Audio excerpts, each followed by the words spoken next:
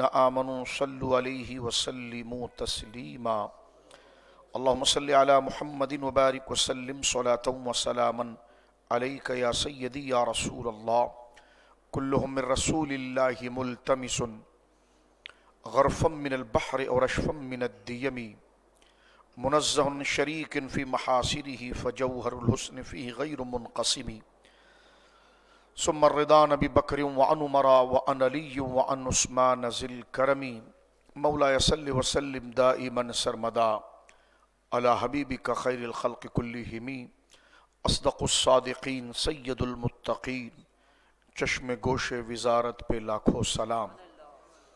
اللہ کی حمد و ثنا نبی محترم صلی اللہ علیہ وسلم کی بارگاہ مقدسہ میں انتہائی محبت و عقیدت سے درود و سلام پیش کرنے کے بعد تمام تعریف اللہ وحدہ لا شریک کے لیے ہے۔ جمادی الثانی کا یہ مبارک مہینہ ہمارے درمیان موجود ہے اور آج 8 جمادی الثانی ہے، اور یہ مہینہ افضل البشر بعد الانبیاء بالتحقیق حضور سیدنا ابو بکر صدیق رضی اللہ تعالی عنہ کے یوم وصال کا مہینہ ہے، اور حضرت ابو بکر صدیق رضی اللہ تعالی عنہ جماعت المسلمین اور جماعت المومنین کے اندر تمام امت کے سرخیل اور امام ہیں، اور اللہ رب العالمین جل وعلا نے آپ کو انبیاء کے بعد اولین و آخرین کی تمام امت کا آپ کو سردار بنایا، اور اللہ رب العالمین جل وعلا نے آپ کو وہ شان و عظمت عطا فرمائی۔ آج کے جمعے سے ہم قرآن کریم فرقان حمید اور احادیث کریمہ سے انشاءاللہ العزیز حضرت سیدنا ابو بکر صدیق رضی اللہ تعالی عنہ کی شان جلالت اور قدر و مقام جو ذکر کیا گیا ہے اس کو ذکر کرنے کی سعادت پائیں گے۔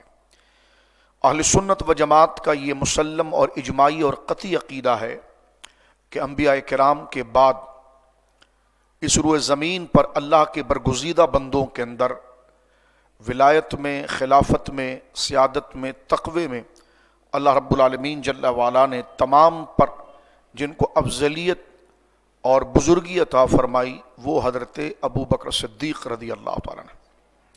لہٰذا اس گفتگو کو، ہماری اس تقریر کو کسی کے مقابلے پر نہ سمجھا جائے اور نہ کسی کی توہین اور اہانت پر مبنی کیا جائے۔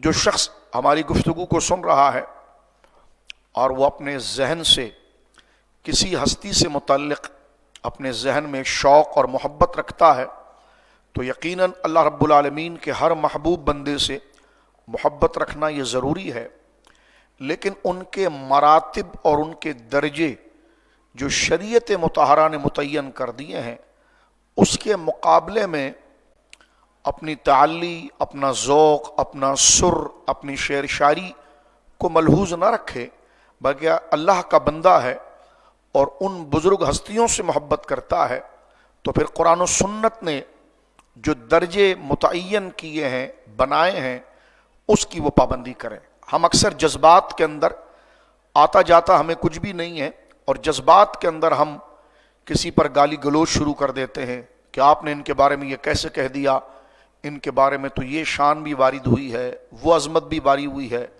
فلاں جگہ پر ان کے لیے یہ کلمات بھی ہے۔ بالکل، لیکن ان کلمات کو سننے کے بعد یا پڑھنے کے بعد آپ میں کیا علم ہے اور آپ میں کیا صلاحیت ہے کہ آپ شریعت کے قانون کو بنانے والے بن جائیں؟ بلکہ قرآن مجید فرقان حمید نے جو افضلیت اور بزرگی کا جو قانون بیان کیا ہے، چاہیے کہ اسی قانون کو فالو کرتے ہوئے اور نفس اور بیجا ہوس اور بیجا جذباتیت کی راہ میں آ کر رفض کے راستے کو اختیار کرتے ہوئے، نصب و خروج کے راستے کو اختیار کرتے ہوئے تو جادہ معتدل اور صراط مستقیم پر اپنے آپ کو رکھا جائے۔ یقیناً اللہ رب العالمین جل وعلا کے سارے محبوبوں کی اپنی اپنی فضیلت ہے، لیکن ہم بات یہاں فضیلت پر نہیں کر رہے، افضلیت پر کر رہے ہیں۔ اور افضلیت بیان کرنا توہین نہیں، جبکہ قرآن کریم نے کسی شخصیت سے متعلق اس بات کو بیان کر دیا ہو۔ جیسے ہر نبی کو اللہ رب العالمین نے ایک مرتبہ، ایک مقام، ایک شان اور ایک عظمت عطا فرمائی ہے، لیکن ان تمام نبیوں کے اوپر اللہ رب العالمین نے ہمارے پیاری نبی جناب رسول مکرم صلی اللہ علیہ وسلم کو ایک افضلیت عطا فرمائی۔ تو لہٰذا اگر کوئی دیوانہ یہ کہے کہ آپ نے سارے نبیوں پر حضرت نبی پاک صلی اللہ علیہ وسلم کو فضیلت دے دی ہے، تو لہٰذا اس کا مطلب یہ نکلا کہ آپ نے دوسرے نبیوں کی توہین کی ہے، تو یہ وہ جذباتی اور بے ڈھنگا نتیجہ ہے جو قرآن و سنت کو جانے بغیر اور قرآن و سنت کے نظم اور ضابطے کو سمجھے بغیر اپنی خواہش یا اپنا دل کسی طرف راغب ہونے کی بنا پر اس کو عقیدہ بنانا ہے۔ یقیناً تمام انبیاء کرام اپنی اپنی فضیلت رکھتے ہیں، اور ان میں اللہ رب العالمین نے جو افضلیت جناب رسول اللہ کو عطا فرمائی وہ قانون قرآن میں مذکور ہوا اور ذکر ہوا، امت کا اس پر اجماع ہوا۔ بالکل اسی طرح آپ سمجھ لیجئے غیر انبیاء میں، غیر رسولوں میں اللہ رب العالمین جل وعلا نے اپنے ہر برگزیدہ بندے کو عظمت و شان عطا فرمائی ہے، لیکن قرآن کا نظم ہمیں یہ بتاتا ہے کہ ان تمام فضیلت یافتہ، فضیلت والے، شانوں والوں میں اللہ رب العالمین نے حضرت ابو بکر صدیق کے اندر ایک خاص صفت اور شان کا اظہار ہوا، جس کو اللہ رب العالمین نے معیار بنایا تھا افضلیت اور بزرگی کا، اور اس کے مصداق اور اس سے متعلق حضرت ابو بکر صدیق ہیں۔ تو حضرت ابو بکر صدیق کو افضل امت یا افضل الخلائق بعد الانبیاء کہنے سے قطعاً کسی بھی برگزیدہ صاحب فضیلت کی توہین نہیں ہوتی، جس طرح جناب رسول مکرم صلی اللہ علیہ وسلم کو افضل کہنے سے دیگر انبیاء کرام کی توہین نہیں ہوتی۔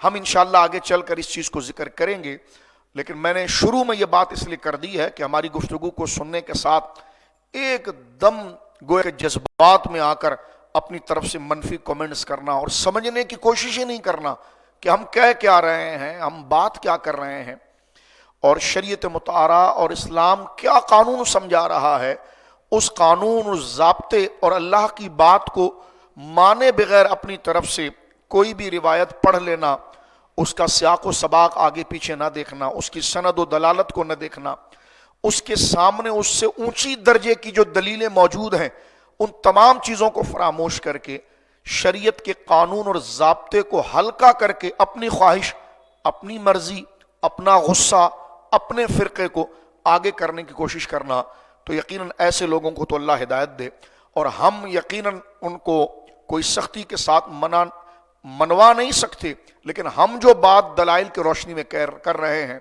ہم دعوت فکر ضرور دیں گے کہ مکمل طور پر اپنے ذہن کو دلائل اور قرآن و سنت کے تمام ضابطوں کو اپنے ذہن میں حاضر کر کے اور اللہ کے حضور اس کا جواب دینا پڑے گا، اس خیال اور اس خوف کو سامنے رکھ کر ہماری گفتگو کو سنیے اور دیکھیے کہ اگر اہل سنت و جماعت حضرت ابو بکر صدیق رضی اللہ تعالی عنہ کو تمام فضیلت والے صحابہ میں سب سے افضل قرار دیتے ہیں، تو یہ کسی فرقے کی نمائندگی نہیں ہے، بلکہ قرآن کریم نے سرداری اور افضلیت اور بزرگی کا جو سب سے بڑا ضابطہ بنایا ہے وہ کیا ہے، اور اس ضابطے پر کون سی ذات پوری آتی ہے، اس چیز کو دیکھ لیا جائے تو مسئلہ میں سمجھتا ہوں کہ 2 منٹ میں حل ہو جاتا ہے۔ جبکہ پھر میں عرض کروں گا کہ اپنی ہوس، اپنا غصہ، اپنی جذباتیت اور اپنی جہالت کو ایک طرف رکھ کے صرف قرآن کی بات کو سمجھنے کی کوشش کریں، اور جو دلائل ہم دے رہے ہیں یقیناً وہ قرآن کی آیات سے انشاءاللہ ہوں گے، اس کو سامنے رکھ کر بات کو سمجھنے کی کوشش کریں۔ ہاں، اس آیت کے حوالے سے اگر کوئی سوال کھڑا کرنا ہے تو وہ انشاءاللہ العزیز ہم اس کا تشریفی جواب اپنی اس تقریر نہیں، آگے تقریر میں جو آپ کے ذہن میں پیدا ہو سکتا ہے وہ دیں گے۔ جمعہ کا دن ہے، مختصر وقت ہوتا ہے، اس لیے کہ تمہید ہم نے آپ کی خدمت میں پیش کی۔ مہینہ جمادی الثانی ہے، حضرت ابو بکر صدیق رضی اللہ تعالیٰ عنہ کی ذات مبارکہ کا یہ مہینہ ہے۔ انشاءاللہ جب یوم ہم کریں گے حضرت ابو بکر صدیق کا تو پھر یہ تمام دلائل کو دوبارہ ہم ریپیٹ کر دیں گے تاکہ وہ ضابطہ سمجھ میں آئے۔ لیکن یہ میں پھر عرض کرنا چاہتا ہوں، کوئی کومنٹس کرنے سے پہلے اس بات کو سمجھ لیجئے کہ ہم یہ پہلی قسط بیان کر رہے ہیں۔ ہماری مکمل گفتگو سننے کے بعد کوئی ہمت کیجئے گا، جرت کیجئے گا اور اہل سنت و جماعت جس کو کہا جاتا ہے، ان کی نشانیوں میں سے ایک نشانی، ان کی علامات اور پہچان میں سے ایک علامات یہ ہے کہ وَمِنْ علامات اہل سنت تفضل الشیخین، کہ اہل سنت و جماعت کی علامات میں سے یہ کہ ان تفضل الشیخین وتحب الختنین. اہل سنت کا ایک ضابطہ بیان کر رہے ہیں کہ وہ شخص اہل سنت نہیں ہوتا. اہل سنت وہی ہوتا ہے کہ جو حضرت ابوبکر صدیق رضی اللہ تعالیٰ عنہ کو بعد انبیاء تمام بزرگوں کے اندر، تمام نیک لوگوں بشمول صحابہ و اہل بیت، ان میں ان کو فضیلت دیتا ہو. اب اس میں کوئی غصہ نہ نکالے، قرآن کریم کی آیت کو سن لیں. ہاں اگر کوئی خود کو پیر کہے، سید کہے، شیخ کہے، امام کہے، اور اس ضمن میں خود کو سنی کہے، بہت اچھی بات ہے. لیکن اگر وہ کسی اس ترتیب کے خلاف نظریہ رکھے یا لوگوں کے سامنے یہ کہے کہ ہم حضرت ابوبکر حضرت عمر کی افضلیت کے قائل ہیں، لیکن نجی محفلوں کے اندر وہ کسی قسم کی الٹی سیدھی تعویلیں کرے، تو نہ اس شخص کی بیعت جائز ہے اور نہ وہ شخص اہل سنت کہلاتا ہے. لہٰذا یہ جو بات میں نے آپ کے سامنے کی ہے، یہ قانون کو بیان کرنے کے لیے کی ہے، ایک ضابطہ بیان کرنے کے لیے کی ہے، جس کا تعلق کوئی فرقہ واریت سے نہیں ہے. ہم اہل سنت ہیں، ہمارا یہ نظریہ ہے. ہاں اہل تشیع کا نظریہ جو ہے وہ اس سے مختلف ہے. تو وہی میں کہہ رہا ہوں کہ جو اس سے مختلف عقیدہ رکھے گا وہ اہل تشیع کہلائے گا، سنی نہیں کہلائے گا. اب آئیے قرآن کریم، جب اس تمہید میں نے ذکر کر دی تو اب چند آیات یہاں پر ہم ذکر کرتے ہیں پہلے درس میں، سورہ حجرات، کیونکہ یہ عقیدے کی بحث ہے اور اس کو آپ بالکل توجہ کے ساتھ سنیے اور اپنے آپ کو میچیور اور سنجیدہ کر کے سنیے، کیونکہ عقیدوں کی وجہ سے ہی اعمال اللہ کی بارگاہ میں قبول ہوتے ہیں. اصل بزرگی یہی ہے. تسبیح دانے تمام اپنی جگہ پر ہیں، لیکن جو تمام چیزیں قبول ہوتی ہیں وہ ان عقیدوں کی وجہ سے. سورہ حجرات ہے. اللہ رب العالمین جل وعلا نے یہ ارشاد فرمایا ہے کہ رب کی بارگاہ میں افضل کن کو کہا جاتا ہے. اب یہ ضابطہ قرآن کریم کا ایک دیکھ لیجئے کہ رب کی بارگاہ میں کن کو، جو قوال اچھا سر پڑھ لے وہ افضل ہو جاتا ہے، کوئی اچھی شاعری کر لے، نہ یہ ساری باتیں یہ آپ کے چار دیواریوں کی ہے. قرآن کیا کہتا ہے کہ اللہ کے نزدیک افضل، معزز اور عزت میں سب سے اونچا درجہ کن کو دیا جاتا ہے. اب یہ قرآن کا دیکھیے، دو آیتیں سامنے رکھیں گے. پہلے معیار دیکھ لیتے ہیں، پہلے ضابطہ دیکھ لیتے ہیں. قرآن کہتا ہے اعوذ باللہ من الشیطان الرجیم یا ایھا الناس ان خلقناکم من ذکر و انثی، اے لوگو ہم نے تمہیں ایک مرد اور ایک عورت سے پیدا کیا. وجعلناکم شعوبا وقبائل لتعارفوا، اور ہم نے تم میں شاخیں اور قبیلے بنائیں، برادریاں بنائیں تاکہ تم ایک دوسرے کو پہچان سکو. یہ جو برادریاں ہیں یہ تمہاری پہچان کی ہیں، یہ نسب اور خاندان جو ہیں یہ تمہارے تعارف کے ہیں. اس کے بعد اللہ فرماتا ہے ان اکرمکم عند اللہ اتقاکم، کہ بے شک اللہ رب العالمین کے نزدیک اکرم اور عزت والا، اکرم اور ان اکرمکم عند اللہ اتقاکم، اور یہ تو جو قبیلے خاندان ہیں یہ تم میں تمہارے آپسی پہچان کے لیے ہیں.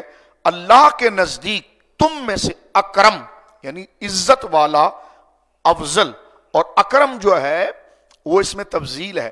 جسے کبیر کہتے ہیں بڑے کو، اکبر کہتے ہیں سب سے بڑے کو. تو اکرم سب سے زیادہ عزت والا، سب سے زیادہ فضیلت والا کون ہے؟ فرمائیے قبیلے اور خاندان، نسب، برادریاں ہیں، لیکن لتعارفوا، یہ تمہارے درمیان میں ایک دوسرے کے خاندانوں کی پہچان کے لیے. رہا اللہ کی بارگاہ میں عظیم ہونا تو وہ کیا چیز ہے؟ فرما وہ اس سے ہٹ کر ہے، اور وہ یہ ہے کہ ان اکرمکم عند اللہ اتقاکم، اللہ کی بارگاہ میں عزت والا نہیں، سب سے بڑا عزت والا اکرم، سب سے افضل، سب سے زیادہ عزت والا اکرم، اللہ کے سب سے زیادہ قریب اکرم، اللہ سے سب سے زیادہ قرب رکھنے والا. وہ کیا معیار ہے کہ جس میں بندہ اللہ کے سب سے زیادہ قریب ہو جاتا ہے؟ یوں تو سارے صحابہ متقی ہیں، ہر نیک کام کرنے والا متقی ہوتا ہے، لیکن سب سے زیادہ اکرم اللہ کی بارگاہ میں کون ہے؟ تو اللہ نے فرمایا اتقاکم، جو تم میں سب سے بڑا متقی ہوگا. ان اللہ علیم خبیر. اور یہ جو باتیں تم اپنی طرف سے بنائے رکھے ہو اس کو چھوڑو، اللہ ساری چیزوں کا علم رکھتا ہے اور اس کی خبر رکھتا ہے، اور خبیر کا معنی اگر مخبر کے لیں تو معنی یہاں پر بنے گا کہ بے شک اللہ ان لوگوں کو جانتا ہے، ان کا علم ہے رب کو کہ کون اس کے قریب ہے، سب سے زیادہ قریب۔ یوں تو ہر نیک بندہ اللہ کے قریب ہوتا ہے، لیکن یہاں قریب کی بات میں اکرم، سب سے زیادہ قریب۔ سب سے زیادہ قریب کا معنی ہوا سب سے زیادہ افضل۔ تو سب سے زیادہ قریب، سب سے زیادہ افضل کون ہے؟ فرمایا اللہ اس کو جانتا ہے، خبیر، اور اپنے بندوں کو اس کی خبر بھی عطا فرماتا ہے۔ بعض لوگوں کو دیکھا گیا ہے، یہاں پر قرآن کا ایک معیار بن گیا کہ یہ خاندان، بڑی توجہ سن لیجئے، یہ خاندان، یہ فلاں خاندان کے ہیں، یہ فلاں خاندان کے ہیں، فلاں خاندان۔ رب نے فرمایا یہ خاندان تمہاری پہچان کے لیے ہے، تمہارے تعارف کے لیے ہے۔ رہا اللہ کے قریب، سب سے قریب ہونا، تو اس کا معیار اصل میں خاندان نہیں ہے، بلکہ اصل میں تقوی ہے۔ اور فرما ان اکرمکم عند اللہ اتقاکم، جو جتنا بڑا متقی ہوگا وہ اتنا زیادہ رب کی بارگاہ میں اکرم یعنی قریب یعنی افضل ہوگا۔ یہ میں نے 3 کیٹیگری بنا کر اس کا معنی آپ کے سامنے پیش کر دیا۔ لہذا بعض لوگوں کو یہ بھی کہتے ہوئے سنا گیا، بھائی دیکھو کون اللہ کے کتنے قریب ہے، کیا ہے، یہ تو اللہ جانتا ہے، یہ تو غیب کی بات ہے۔ ایک پیر صاحب کی تقریر ہم سن رہے تھے، وہ جذبات کے اندر کہیں پر تو افضلیت ابو بکر بیان کرتے ہیں، کہیں پر تھوڑا غصہ کسی سے کھاتے ہیں تو بالکل اس سے ڈگری گھوم کر آتے ہیں، ایسٹ اور ویسٹ ہو جاتے ہیں۔ کہا کہ جناب جو ہے یہ تو اللہ کو پتا ہے کہ کون اللہ کی بارگاہ میں کتنا افضل ہے، یہ تو غیب کا مسئلہ ہے، آپ کو کیسے پتا چلا؟ ہم نے کہا ادھوری بات نہ کریں، یہاں تک تو بات آپ نے ٹھیک کی ہے کہ کون اللہ کے کتنے قریب ہے یہ تو اللہ ہی جانتا ہے، یہاں تک ٹھیک ہے، لیکن اللہ اگر بتا دے کون قریب ہے تو پھر وہاں جان کیوں چھڑاتے ہیں؟ آئیے ہم نے سورہ حجرات سے آپ کے سامنے ایک معیار، ایک قانون بتا دیا کہ رب کی بارگاہ میں قرب، قریب، افضلیت کا درجہ کیا تھا؟ اتقا، وہ سب سے بڑا متقی ہونا تھا۔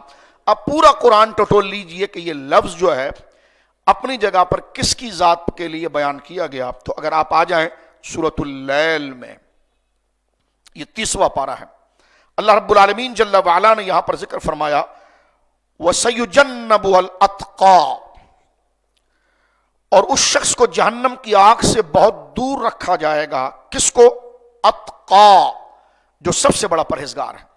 ادھر بھی قریب ہونے کا ذریعہ ان اکرمکم عند اللہ اتقا، ادھر بھی آیا وہ سیجنب الاتقا، تو جو سب سے بڑا متقی ہے وہی افضل، وہی قرب اللہ کی بارگاہ میں ہے۔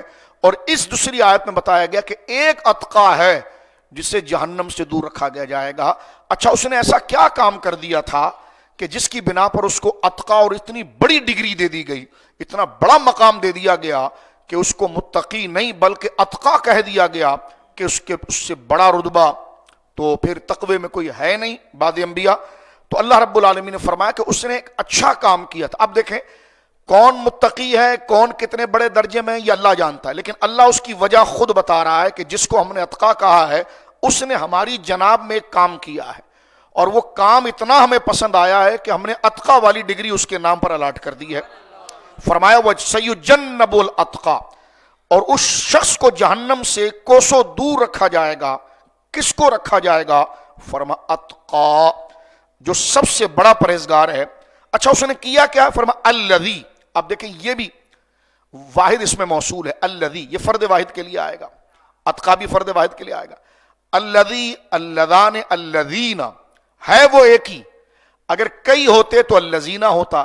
یہاں پر اب اللہ رب العالمین اس میں موصول، اس میں مبہم لا رہا ہے، یعنی قرآن اس میں موصول جو ہوتا ہے یہ مبہم ہوتا ہے، یہ شخصیت کو واضح نہیں کرتا، آنے والا جملہ اس کو واضح کرتا ہے۔ تو فرمایا وہ جو شخص ہے نا جسے ہم جہنم سے دور رکھیں گے وہ ہے جو اتقا ہے، جو سب سے بڑا پرہیزگار ہے۔ سب سے بڑا پرہیزگار کا مطلب ہے کہ سب سے زیادہ خدا کے قریب ہے۔ سب سے زیادہ خدا کے قریب ہونے کا معنی کیا ہوا؟ وہ سب سے زیادہ افضل ہے۔ تو وہ کون ہے؟ اس نے کیا کام کیا؟ تو فرمایا الذی، وہ ہے یؤتی مالہ یتزکا، جو اپنا مال دیتا ہے ستھرا ہوا۔ اچھا مال دیتا ہے تو مال تو اور لوگوں نے بھی دیا ہے، اس میں کیا کوالٹی ہے کہ صرف اس نے مال دیا؟ تو اس کی ایک وجہ اور بیان کی، فرمایا وَمَا لِأَحَدٍ عِندَهُ مِن نِعْمَةٍ تُجْزَى، فرمایا کہ وہ جو اپنا مال دیتا ہے سترا ہو، اور کسی کا اس پر کچھ احسان نہیں جس کا بدلہ دیا جائے، یعنی وہ بندہ اگر یہ کام کر رہا ہے، اگر مال دے رہا ہے کسی کام کے لیے، تو اس پر اس ذات کا، اس شخص کا جس کی خدمت وہ کر رہا ہے، اس کا کوئی بدلہ احسان نہیں ہے کہ جس کو یہ اتار رہا ہے، بلکہ جو دے رہا ہے وہ خود اتنا بڑا ہے کہ اس پر کسی کا احسان نہیں ہے۔ اور یہ کام ظاہر سی بات ہے، اگر کوئی کسی کی خدمت کرتا ہے تو شاید اس سے اس کو کوئی بینیفٹ، کوئی نفع، کوئی بدلہ لینا ہو، تو اللہ نے فرمایا یہ بندہ جس کو ہم اتقا کہہ رہے ہیں، اس کی شان یہ ہے، جس کو ہم اتقا کہہ رہے ہیں، سب سے افضل کہہ رہے ہیں، سب سے اپنے قریب کہہ رہے ہیں، سب سے بڑا بزرگ کہہ رہے ہیں بعد انبیاء، اس نے ایک کام کیا ہے کہ اللہ کی راہ میں سترا مال دیا ہے، اور سترا مال جو اللہ کی راہ میں دیا ہے اور جس کام کے لیے دیا ہے، وہ کام اور شخص کا اس پر کوئی احسان نہیں تھا کہ جس کا یہ بدلہ اتار رہا ہے کہ کبھی اس نے کوئی احسان کیا ہو تو آج اس کے پاس مال آ گیا ہے تو اس کی تنگی میں اس نے تعاون کر دیا اور کہہ دیا دیکھو فلاں وقت میں آپ نے میرے ساتھ یہ بھلا کیا تھا تو وہ آپ کا احسان میری گردن کے اوپر تھا، تو آج آپ مشکل میں پھنس گئے تو میں نے آج آپ کا یہ کام کر دیا تو میں نے آپ کا یہ احسان اتار دیا۔ رب نے فرمایا نہیں، وہ بندہ خود اتنا مکمل ہے کہ بغیر کسی احسان کے کہ اس کے اوپر کسی کا احسان ہو، ایسا کچھ بھی نہیں کہ جس سے وہ اس کی جزا مانگے، اس کا بدلہ مانگے۔ فرمایا صرف، تو پھر یہ کام اس نے کیا کیوں جب بدلہ نہیں لینا، کچھ کرنا نہیں ہے، تو اس کی وجہ کیا ہے؟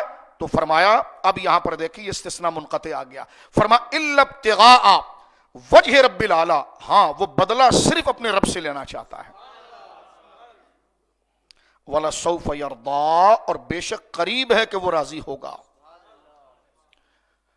اب بے شک قریب ہے کہ وہ راضی ہوگا۔ اب اس آیت کریمہ کو اگر دیکھا جائے تو مفسرین کا اس بات پر اجماع ہے کہ یہ آیت کریمہ اس وقت اتری ہے کہ جس وقت حضرت ابوبکر صدیق رضی اللہ عنہ نے حضرت بلال کو آزاد کرایا تھا، اور حضرت بلال کو آزاد کراتے وقت، سنتے جائیے، حضرت بلال کو آزاد کراتے وقت بہت قطیر رقم، بہت بڑی رقم حضرت بلال کو چھڑانے کی دی، کیونکہ اس زمانے میں بندے بکتے تھے جیسے برتن یا کپڑے یا جو چیزیں بکتی ہیں اس طرح انسان بکتے تھے، عورتیں بکتی تھی، جو مرد ہوتا تھا اس کو غلام کہتے تھے، جو عورتیں ہوتی تھی ان کو امت یعنی باندی کہتے تھے، اور جیسا بندہ ہوتا تھا اس کی خوبصورتی، اس کی طاقت، اس کا لباس، جس طرح آپ گاڑی خریدتے ہیں جیسا ماڈل ہوتا ہے ویسی اس کی قیمت بڑھتی ہے۔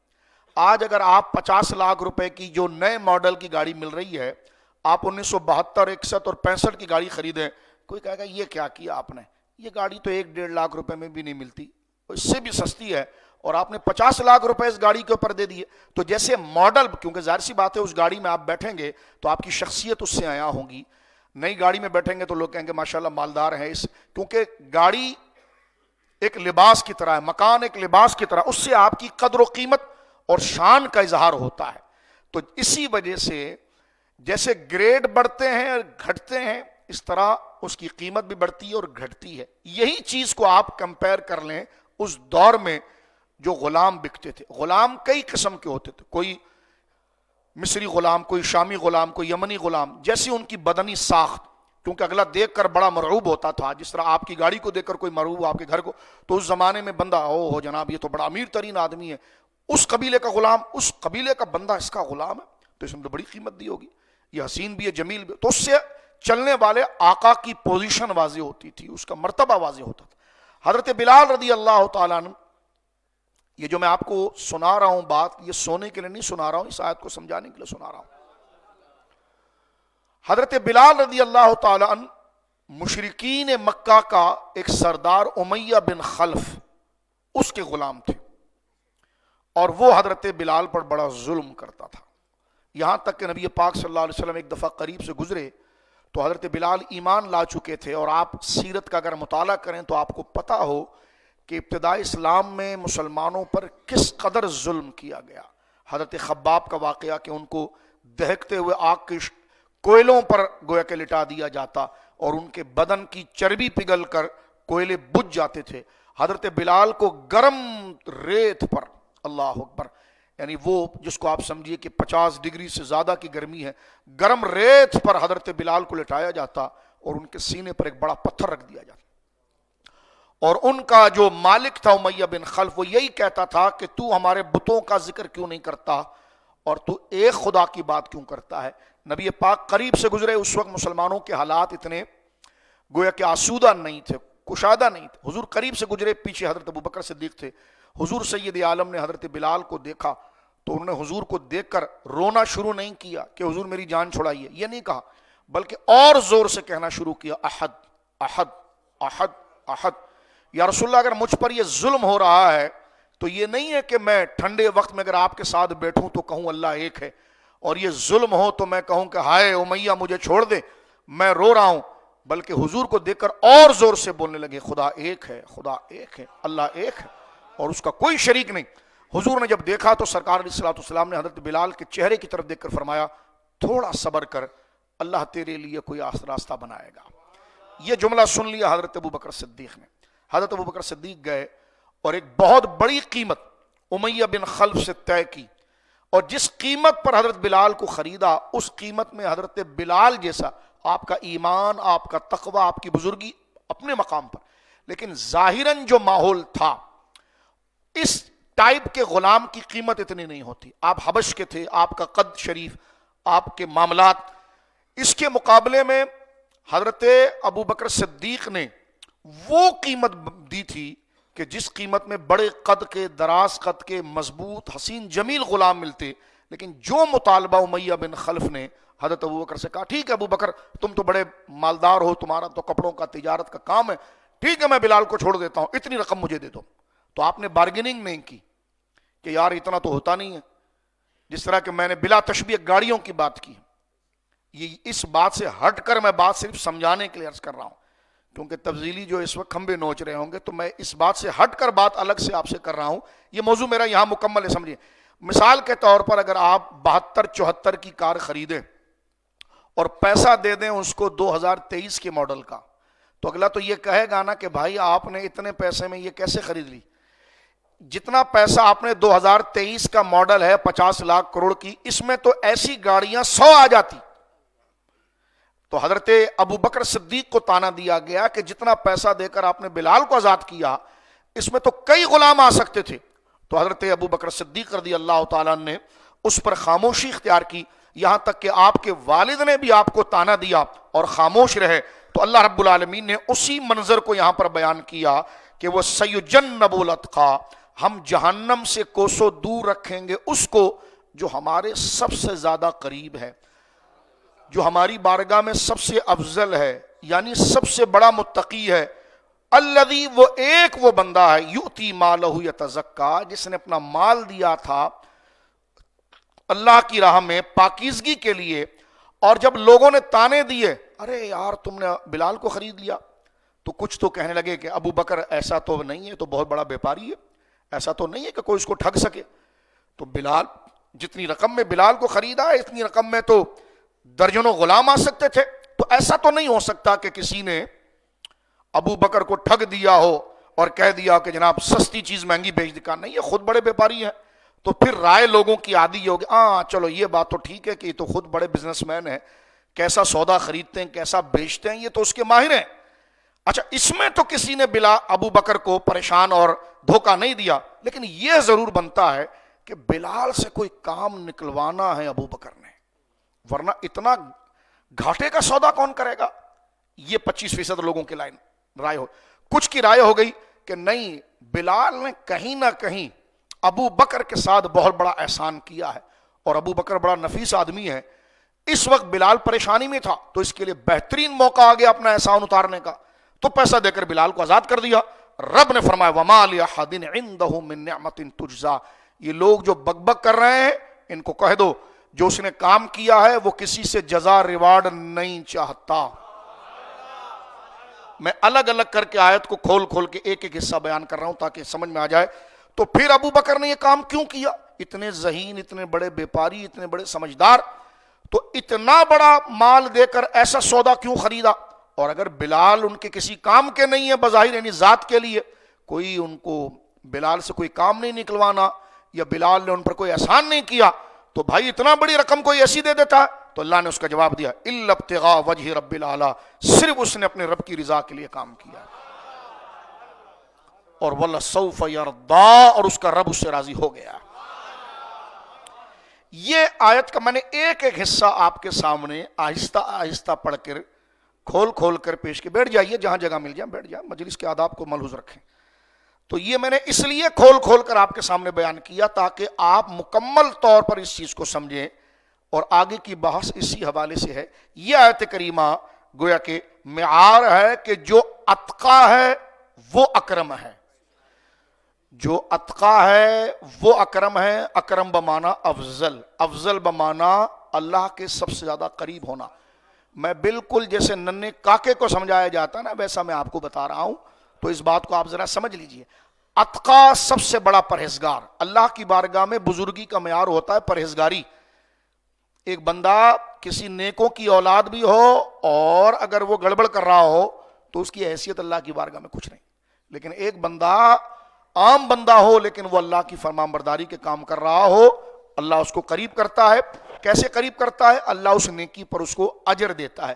وہ اجر اور ثواب کا بڑھنا، اس کے پاس ثواب کم ہے، اس کے پاس ثواب بڑھ گئے، تو جس کا اجر و ثواب بڑھے گا وہی متقی کہلائے گا، اور جس کا تقوی جتنا بڑھے گا وہ اتقا ہو جائے گا۔ اور اتقا کا معنی ہے اکرم، زیادہ عزت والا، افضلیت والا۔ افضلیت کا معنی کیا ہے؟ اللہ کے سب سے زیادہ قریب ہونا، اور وہ معیار قرآن کریم فرقان حمید نے یہاں پر جو بیان کیا اتقا کی تفصیل میں، وہ حضرت ابوبکر صدیق کے لیے بیان کیا۔ اب میں یہاں پر مستدرک کی ایک حدیث پڑھ کر بات کو ختم کرتا ہوں۔ اب تو یہ تو سارے درس تو ایک تمہید میں گزر گیا، ٹھیک ہے جی۔ اب یہاں سے ایک بات ٹکا کے سمجھ لیجئے، قرآن نے یہاں پر افضلیت کا معیار خاندان کو نہیں بنایا۔ اب تو کسی قوال کی قوالی سے متاثر ہو، کسی منقبت لکھنے والے کی منقبت سے متاثر ہو، اور تو ہماری تقریروں کے نیچے کومنٹس کرے، یہاں پر سوچے بھائی فلاں حدیث تو فلاں بزرگ کے لیے، وہ افضل کیوں نہیں ہے؟ تو میں نے کہا قرآن نے افضلیت کا معیار بنایا تھا اتقا۔ یہ تجھے قوال نے ٹھگا ہے، یہ کسی جعلی پیر نے ٹھگا ہے تجھے۔ قرآن معیار جو قانون بنا رہا ہے وہ قرب بنا رہا ہے، فرمایا جو ہمارے جتنے قریب ہوگا وہ اوروں سے بڑا ہوگا، اور اس سب سے زیادہ قریب ہونے کو جو لفظ قرآن کہہ رہا ہے اکرم اور اتقا، اور وہ قرآن نے یہاں پر دوسری آیت میں گویا کہ جمع کر دیا۔ دونوں آیتیں سامنے رکھے، اللہ کے قریب وہی ہے جو سب سے زیادہ اتقا ہے، اور یہاں کہا ابو بکر سب سے زیادہ اتقا ہے، تو نتیجہ نکلا ابو بکر سب سے افضل ہے۔ سمپل یہ بات۔ تو یہاں پر ایک نقطہ یہ بھی یاد رکھیں کہ نسب اب فضیلت رکھتا ہے، افضلیت نہیں۔ نسب فضیلت رکھتا ہے، افضلیت نہیں۔ یہ بات میں آپ کی خدمت ایک جملہ یہاں عرض کر دوں کیونکہ پریشانی نہ ہو جائے، پھر یہ شان نزول پیش کر کے بات مکمل کر لیتے ہیں اسی آیت کے اوپر۔ بخاری شریف کے اندر حدیث موجود ہے، میں انشاءاللہ آنے والے درس میں پھر دوبارہ اس کا متن پڑھ دوں گا، کتاب المناقب میں روایت موجود ہے۔ رسول کریم صلی اللہ علیہ وسلم سے صحابہ نے پوچھا من اکرمکم، یا رسول اللہ اکرم کون ہے، افضل کون ہے؟ تو حضور نے فرمایا اتقاکم، جو سب سے زیادہ پرہیزگار ہے۔ صحابہ نے کہا نہیں، ہم اس جہت سے نہیں پوچھ رہے، ہم خاندان کے حوالے سے پوچھ رہے ہیں۔ تو حضور نے فرمایا یوسف علیہ السلام، یہ بخاری میں موجود۔ یوسف علیہ السلام جو ہیں وہ اکرم ہیں، افضل ہیں۔ صحابہ نے پوچھا اس کی وجہ کیا ہے؟ فرمایا اس لیے کہ ان کے خاندان میں ترتیب کے ساتھ ان کے والد سے لے کر ان کے پردادا تک 4 سلسلے نبیوں کے ہیں۔ فرمایا یوسف نبی ہیں، ان کے والد یعقوب نبی ہیں، ان کے والد اسحاق نبی ہیں، ان کے والد ابراہیم نبی ہیں علیہ السلام۔ تو یہ 4 حضور نے فرمایا کہ اس لیے اب مجھے یہ بتائیے کہ اگر نسب کو فضیلت کی وجہ بنائے تو سرکار کے والد عبداللہ نبی نہیں ہیں، یوسف علیہ السلام کے والد نبی ہیں، سرکار کے دادا حضور سیدنا عبد المطلب رضی اللہ عنہ نبی نہیں ہیں، حضرت یوسف کے دادا حضرت اسحاق نبی، حضرت یعقوب نبی ہیں. اسی طرح سرکار دو عالم صلی اللہ علیہ وسلم کے پردادا، اوپر چلے جائیے سیدنا قصی، وہ نبی نہیں ہیں. حضرت یوسف علیہ السلام کے دادا ابراہیم نبی ہیں ترتیب کے ساتھ، لیکن اس کے باوجود دیکھیے امت کا اجماعی عقیدہ کیا ہے؟ افضل کون ہے؟ تو میں یہی سمجھا رہا تھا کہ افضلیت کا معیار نسب نہیں ہے، قرب الہی ہے. تو یہ حضرت یوسف کی فضیلت ضرور ہے، لیکن افضلیت رسول اللہ کے پاس اس لیے ہے کہ سارے نبیوں میں حضور افضل ہیں. کیا مطلب؟ اللہ کے سب سے زیادہ قریب حضور ہیں. اسی طرح بعد انبیاء اگر کوئی عزت والا خاندان رکھتا ہو اور کسی کے لیے جزوی فضیلت آئی ہو، اہل سنت قطعاً اپنے دل کو اس سے تنگ نہیں کرتے، ان کے مناقب، ان کی شانیں بیان کرتے ہیں. لیکن معیار جو اب فضیلت اور ہوتی، افضلیت کا جو ہے وہ قرب الہی ہے، اور وہ جس کو بیان کیا گیا ہے اس کا معیار تقویٰ بنایا گیا ہے. اور قرآن اس بارے میں کیا کہتا ہے؟ وہ حضرت ابو بکر صدیق رضی اللہ عنہ. اب دیکھیے اس کے مقابلے پر، کیونکہ یہ تقریر یہاں مکمل ہو رہی ہے، میں نے جو کہا کہ اس پر اہل مفسرین کا اجماع ہے کہ اس آیت سے مراد حضرت ابو بکر صدیق ہے.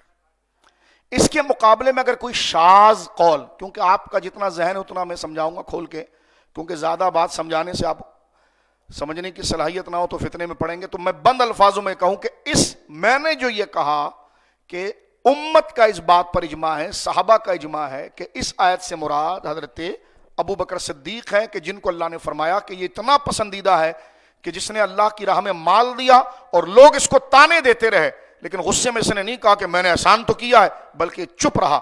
ابو بکر چپ رہا، لیکن رب نے کہا کہ میرے ابو بکر کچھ نہ کہو، یہ تمہیں کچھ نہیں کہے گا، تم چاہے جتنا تانا دے دو، کیونکہ یہ میری رضا کے لیے کام کر رہا ہے. تو ابو بکر کی نیکی وہ ہے جس کا اظہار اس نے نہیں کیا، خدا نے بتایا اس نے کیا کیا. تو یہ ہے حضرت ابو بکر صدیق کا تقویٰ کہ نیکی انہوں نے کی ہے، لیکن لوگ تانے دیتے، اچھا تم نے احسان، اچھا تم اس سے کوئی قتل کروانا چاہتے ہوں گے، اچھا ٹھیک ہے تم اس سے کوئی بدلہ لینا چاہتے ہوں گے.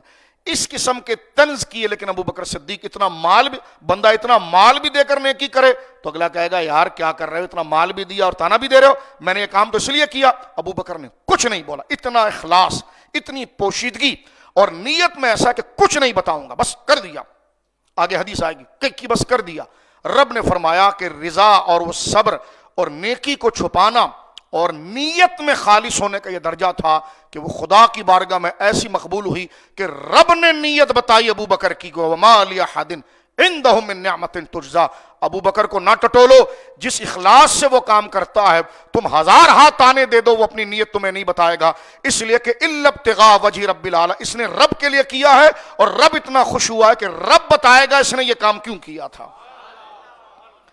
تو یہ مقام پر بندہ اگر خوف خدا میں پہنچے تو حضرت ابوبکر کی نیکی کا کون اندازہ لگا سکتا ہے. لہذا اس کے مقابلے میں اگر کوئی شاذ قول آ جائے تو وہ قابل رد ہے. ایسے اقوال تو کسی بھی تفسیر کے مقابلے پر آتے ہیں. لہذا جو اقوال یہاں پر کھڑے کرنے کی کوشش کی جاتی ہے یا تو اس کی سند ضعیف ہے یا وہ شاذ اقوال ہے. متواتر قول یہی ہے کہ اس سے مراد حضرت ابوبکر صدیق ہے. بات کو ختم کرتے ہیں. میرے سامنے مستدرک موجود ہے، امام حاکم اور نے امام بخاری مسلم سے روایت لی ہے اور 3942. قدر کیجئے گا جو گفتگو آپ سے کی جا رہی ہے. یوں سمجھ لیجئے کہ پی ایچ ڈی کا پورا مقالہ آپ کے سامنے پڑھا جا رہا ہے. ہاں اور یہ کاپی پیسٹ نہیں ہوتا، یہ تحریری کے ساتھ ہوتا ہے. یہ مستدرک ہمارے سامنے، اور جو حدیث میں پڑھ رہا ہوں حضرت عبداللہ بن زبیر اس کے راوی ہیں اور اس روایت کے 10 راوی ہیں اور 10 کے 10 ثقہ ہیں. یہ بھی میں واضح کر دوں تاکہ کوئی شک نہ پیدا کرے. وقت نہیں ہے ورنہ ایک ایک راوی کو ہم پڑھتے. حدثنا احمد بن سہل ثقہ ہیں، حدثنا صالح بن محمد بن حبیب ثقہ ہیں، حدثنا سعید بن یحییٰ اموی ثقہ ہیں، حدثنی عمی عبداللہ ابن سعید عن زیاد ابن عبداللہ البکائی ثقہ ہے، عن محمد ابن اسحاق ثقہ ہے. قال حدثنی محمد بن عبداللہ بن ابی عتیق بن عامر بن عبداللہ ابن زبیر عن ابیہ. حضرت عبداللہ بن زبیر کہتے ہیں کہ جس وقت حضرت ابوبکر صدیق نے بلال کو آزاد کیا تھا، یہ شان نزول میں صحیح حدیث سے پڑھ رہا ہوں آپ کے سامنے، تو قال ابو قحافہ لابی بکر، حضرت ابوبکر صدیق کے والد جن کا نام عثمان تھا، حضرت ابوبکر کے والد کا نام عثمان تھا اور ان کی کنیت تھی ابو قحافہ. انہوں نے کہا اراکا تعتق رقابا ضعافا فلو انک اذا فعلت ما فعلت اعتقدت رجالا جلدا یمنعک، اے ابو بکر تو نے کیا کیا، اتنا مال دے کر ایک کمزور غلام کو خریدا۔ اگر اذ فعلت ما فعلت اعتقدت رجالا جلدا، اگر تو کوئی مضبوط اور طاقتور غلام خریدتا جو تیرے لیے کوئی دفاع بھی کرتا تو سمجھ میں آتی بات۔ وَيَقُومُونَ دُونَكَ فَقَالَ ابو بکر، حضرت ابو بکر نے صرف اتنا جملہ اپنے باپ کے کہنے پر کہا، یا بتی انی انما ارید ما ارید، میرے دل میں ہے جو میں نے کیا ہے، میرے دل میں ہے جو میں نے کیا۔ یہ صحیح سند ہے۔ کہتے ہیں عبداللہ ابن زبیر رضی اللہ تعالیٰ جو آپ کے نواسے ہیں، وہ کہتے ہیں جب حضرت ابو بکر نے یہ جملہ کہا تو لما نزلت حاضل آیا، اس وقت یہ آیت نازل ہوئی، وما لأحد عنده من نعمت تجزا، ابو بکر نے یہ نیکی کسی سے جزا لینے، واہ واہ لینے، داد لینے، تحسین لینے کے لیے نہیں کی، فرما الا ابتغاء وجہ رب العالی، اس نے صرف اپنے رب کی رضا کے لیے کام کیا، وَلَسَوْفَ يَرْضَىٰ، اور اس کا رب راضی ہو گیا۔ اور یہ کام اس وقت ہو رہا ہے جہاں دور دور تک خبر نہیں کہ اسلام کو کبھی ترقی ملے گی، اتنی سختی سے اسلام کو جکڑا گیا ہے، اور اس وقت ابو بکر انویسٹمنٹ کر رہے ہیں، پیسہ ڈال رہے ہیں، اور قرآن نے بھی یہ کہا تھا کہ لا یستوی منکم من انفقا من قبل الفتح، فرمایا اس کے برابر کوئی نہیں ہو سکتا جس نے سب سے پہلے اللہ کی راہ میں مال دیا ہے۔ اور قرآن کہتا ہے اولئک اعظم اکرم، اعظم، اولئک اعظم درجہ، اس کا مرتبہ سب سے بڑا ہے جس نے اسلام کے کھلنے اور پھیلنے سے پہلے بن دیکھا سودا رب کے ساتھ کیا۔ اور یہ ساری آیات حضرت ابو بکر صدیق کی ہے، اس لیے مولا مرتضیٰ رضی اللہ تعالیٰ اپنے آخری وقت تک یہی جملہ ارشاد فرمایا کرتے تھے۔ وقت کیونکہ ختم ہو گیا، انشاءاللہ آئندہ جمعے ہم اس کی تشریح کریں گے، اور کوئی ادھر ادھر ہلے نہیں، کیونکہ اگر وہ اہل بیت یا مولا کی محبت میں کچھ بات کر رہا ہے تو پہلا جا کر مولا کو پڑھ، مولا نے پوری زندگی کس کو فضیلت دی، کس کو مقام دیا۔ حضرت محدث عبد الرزاق جن کی کتاب حدیث کی المصنف امام بخاری کے استاذ ہیں، وہ مولا علی کے بڑے عاشق دیوانے، ان سے کسی نے کہا تم سب سے بڑی بزرگی کس کو دیتے ہو؟ کہنے لگے اسی کو دیتا ہوں جس کو میرا محبوب دیتا ہے۔ فرمایا کس کو؟ کہا ابو بکر کو۔ فرمایا ابو بکر کو فضیلت دیتے ہو؟ فرمایا خدا وہ دن نہ لائے جب میں علی سے محبت کرتا ہوں تو علی جس کو اپنا مقتدا اور امام کہے، میں علی کی محبت میں ہو کر اس کا انکار کیسے کر سکتا ہوں؟ تو جو لوگ مولا مرتضیٰ کا نعرہ صرف لگاتے ہیں ان کو غور کرنا چاہیے کہ اگر مولا علی کا نعرہ لگا رہے ہو تو عقیدہ محدث عبد الرزاق کی طرح رکھو کہ جس کا نعرہ علی نے لگایا ہے تو اسی کا نعرہ ہم لگائیں کہ ابو بکر کا پہلا نمبر۔ وآخر دعوانا الحمدللہ رب